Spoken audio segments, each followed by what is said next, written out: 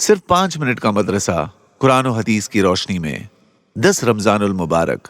Number 1, इस्लामी तारीख।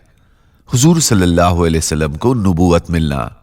रसूलुल्लाह सल्लल्लाहु अलैहि वसल्लम गारे हिरा में अल्लाह की इबादत में मशगूल थे कि आप सल्लल्लाहु अलैहि वसल्लम को नबूवत मिलने की मुबारक घड़ी आ पहुंची। हजरत जिब्राईल अलैहिस्सलाम गारे हिरा में तशरीफ लाए और आप सल्लल्लाहु अलैहि वसल्लम से कहा कि पढ़िए। आप सल्लल्लाहु अलैहि वसल्लम ने जवाब दिया कि मैं पढ़ा हुआ नहीं हूं।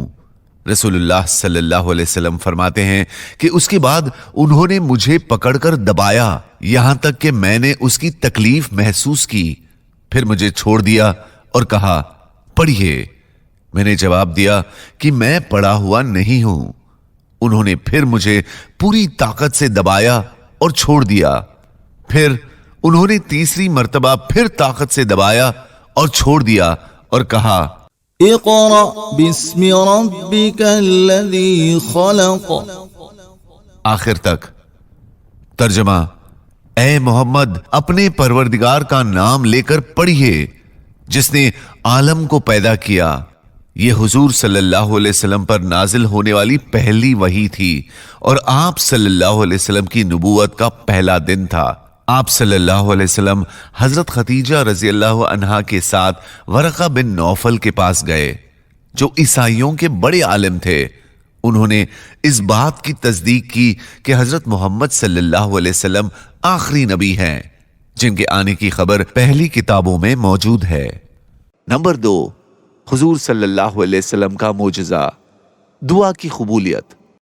हजरत अबू हुरैरा रज़ियल्लाहु अन्हु ने एक दिन रसूलुल्लाह सल्लल्लाहु अलैहि वसल्लम से अर्ज किया, मैं आपसे बहुत सी हदीसें सुनता हूं लेकिन भूल जाता हूं। तो रसूलुल्लाह सल्लल्लाहु अलैहि वसल्लम ने फरमाया, अपनी चादर फैलाओ। मैंने अपनी चादर फैलाई तो आप सल्लल्लाहु अलैहि वसल्लम ने अपना हाथ उस पर डाल दिया और फरमाया, अपने बदन से लगा लो। मैंने अपने बदन से लगाया। उस रोज से मैं आप सल्लल्लाहु अलैहि वसल्लम की कोई हदीस नहीं भूला। नंबर 3, एक फर्ज के बारे में। कुछ सोना और कुछ चांदी हो तो उसकी ज़कात। अगर किसी के पास सोना और चांदी दोनों हो लेकिन किसी एक का निसाब पूरा न हो तो दोनों को मिलाकर कीमत लगाई जाएगी। अगर दोनों की कीमत मिलकर सोना या चांदी में से किसी एक के निसाब को पहुंच जाए तो उनकी ज़कात अदा करना फर्ज है। नंबर 4, एक सुन्नत के बारे में। सजदे में सुब्हान रब्बियल आला पढ़ना। हजरत हुज़ैफा रज़ियल्लाहु अन्हु फरमाते हैं कि मैंने रसूलुल्लाह सल्लल्लाहु अलैहि वसल्लम को सजदे में 3 मर्तबा सुब्हान रब्बियल आला पढ़ते हुए सुना। नंबर 5, एक अहम अमल की फजीलत। इल्म हासिल करने के लिए सफर करना। रसूलुल्लाह सल्लल्लाहु अलैहि वसल्लम ने फरमाया, जो शख्स ऐसा रास्ता चले जिसमें इल्म की तलाश मकसूद हो तो अल्लाह ताला उसके लिए जन्नत का रास्ता आसान कर देंगे। नंबर 6, एक गुनाह के बारे में। गालम गलोच का गुनाह पहल करने वाले पर होता है। रसूलुल्लाह सल्लल्लाहु अलैहि वसल्लम ने इरशाद फरमाया, अगर 2 शख्स आपस में गालम गलोच करें तो उनकी सारी गालम गलोच का गुनाह उस शख्स पर होता है जिसने पहल की है, जब तक कि मजलूम ज्यादती ना करे। नंबर 7, दुनिया के बारे में।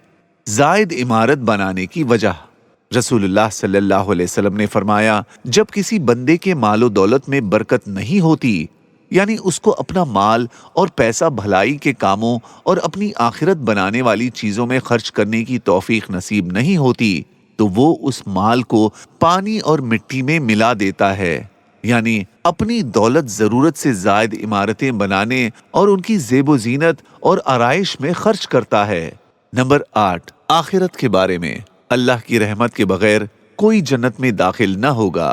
रसूलुल्लाह सल्लल्लाहु अलैहि वसल्लम ने फरमाया, किसी को उसका अमल जन्नत में नहीं ले जा सकेगा और ना ही उसको जहन्नम से बचा सकेगा, और मुझे भी मेरा अमल जन्नत में नहीं ले जा सकेगा, हाँ मगर उस वक्त जबकि अल्लाह की रहमत शामिल हाल हो।